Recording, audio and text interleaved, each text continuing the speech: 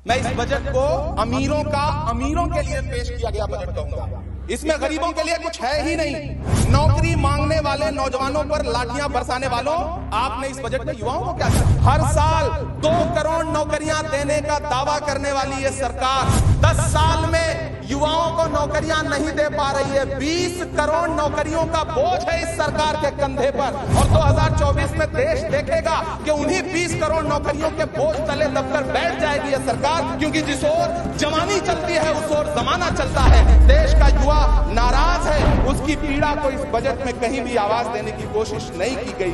कौन बताएगा कि 2022 में प्रधानमंत्री जी जो सबको पक्का मकान देने वाला वायदा किए थे उसका क्या हुआ? उन्हें यह क्यों नहीं दिखता कि राज्यों में बैठे हुए उनके नुमाइंदे लोगों के सरों की छतें उजाड़ रहे हैं?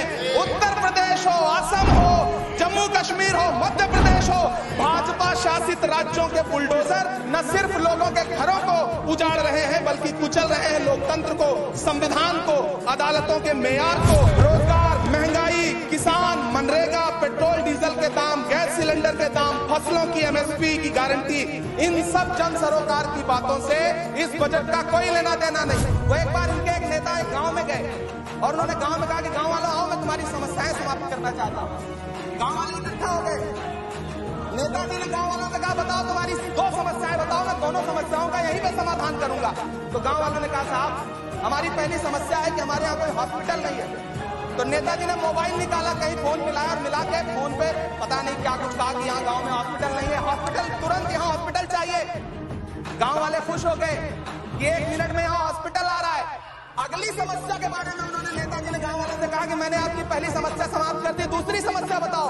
तो गांव वालों ने कहा साहब इस गांव में कोई भी मोबाइल का नेटवर्क ही नहीं। ये है इनके काम करने का तरीका। पहला नारा था बहुत हुई महंगाई की मार, अब की बार मोदी सरकार। आटा, चावल, दूध, दही, पनीर, छाछ, सब चीज पे जीएसटी।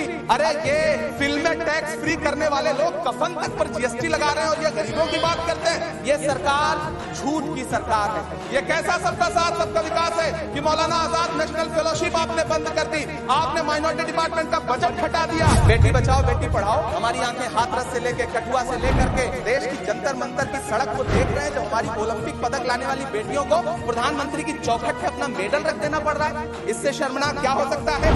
झील में पानी बरसता है हमारे देश में, खेत पानी को तरसता है हमारे देश में, जिंदगी का हाल खस्ता है हमारे देश में, दूध महंगा खून सस्ता है हमारे देश में। कृषि विकास दर जो 2014 में 4.6% थी, इस वर्ष गिरकर 1.8 कैसे हो? क्यों हर दिन 31 किसान आत्महत्या करने को मजबूर है?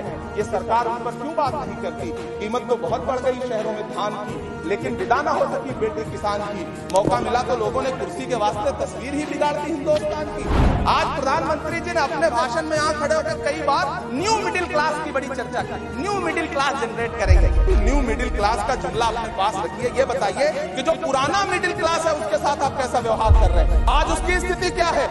आप अमीरों के कर्जे माफ कर रहे हैं, उद्योगपतियों के कर्जे माफ कर रहे हैं, और यहाँ स्थिति ये हो गई है कि जो मिडिल क्लास उसकी जो रोजमर्रा की जरूरत की चीजें हैं उस तक पर आपने जीएसटी लगा रखी है। आप फिल्में टैक्स फ्री करते हैं लेकिन स्टूडेंट्स के प्रतियोगी परीक्षाओं के फॉर्म की फीस नहीं माफ कर सकते, और फिर आपको पूरी उम्मीद है कि पूरा देश आपके इस पेश किए गए बजट पे लालोट हो जाए, तालियां पीटे, मंगल गान गाए। कैसे संभव है?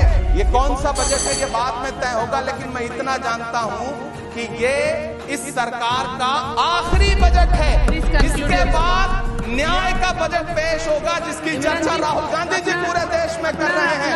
न्याय का बजट, न्याय महिलाओं के लिए, युवाओं के लिए, सामाजिक न्याय की बात जिसकी चर्चा पूरे देश में राहुल गांधी जी कर रहे हैं, वो न्याय का बजट पेश होगा अगली बार।